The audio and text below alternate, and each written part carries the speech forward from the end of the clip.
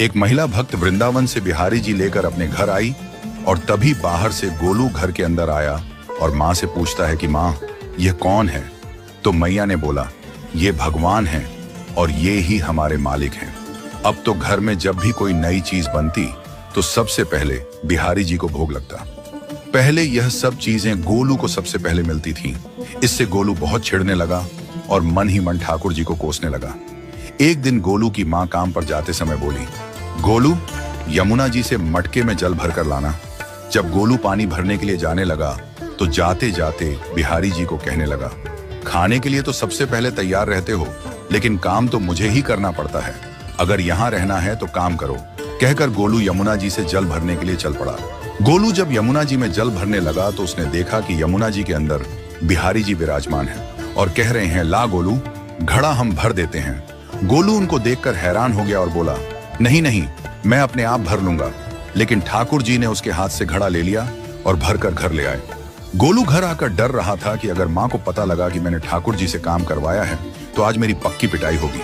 माँ ने घर आकर बिहारी जी को गीले कपड़ों में देखा तो एकदम से हैरान हो गई और कहने लगी कि गोलू, ये जरूर तेरी शरारत है, जरूर तूने ही इन पर जल डाला है। गोलू ने अपनी माँ को समझाने का बहुत प्रयास किया, लेकिन माँ ने उसको डांट कर चुप करा दिया और ठाकुर जी के भीगे हुए वस्त्रों को बदलने लगी।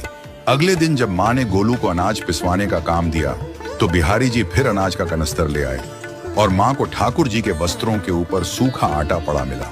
तो माँ ने फिर गोलू को डांटा कि तुझे पता नहीं कि ये हमारे भगवान हैं और तू भगवान के साथ शरारत करता है। आज तूने फिर इनके ऊपर आटा फेंका है। तो गोलू शपथ लेकर कहने लगा, नहीं माँ, मैंने कोई शरारत नहीं करी है। ये तो मेरे हाथ से गेहूं का कनस्तर लेकर खुद पिसवा कर आए हैं। गोलू की माँ आज बहुत गुस्सा हुई। अगले दिन फिर माँ बोली, बेटा गोलू, आज तुम्हारे बाबा बाहर गांव से वापस लौट आएंगे। बस आज का ही काम है, तुम जंगल से थोड़ी लकड़ियां ले आना। गोलू फिर डर गया, कहीं ठाकुर जी फिर मेरे पीछे ना आ जाएं।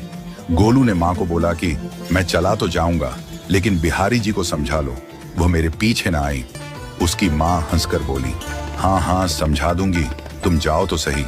गोलू जल्दी जल्दी लकड़ियां लेने जंगल में चला गया और माँ काम पर चली गई।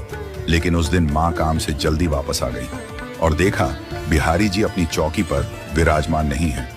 वह तो एकदम से घबरा गई कि कहीं गोलू की शरारत तो नहीं। वह भागी भागी जंगल की तरफ गई। तभी उसने देखा कि गोलू के साथ एक इंसान लकड़ियों को लेकर घर आ रहा है। गोलू की माँ यह देखकर हैरान हो गई कि यह तो बिहारी जी हैं। ये क्या हमारे भगवान हमारा काम कर रहे हैं? इसका अर्थ गोलू ठीक कह रहा था। वह जल्दी जल्दी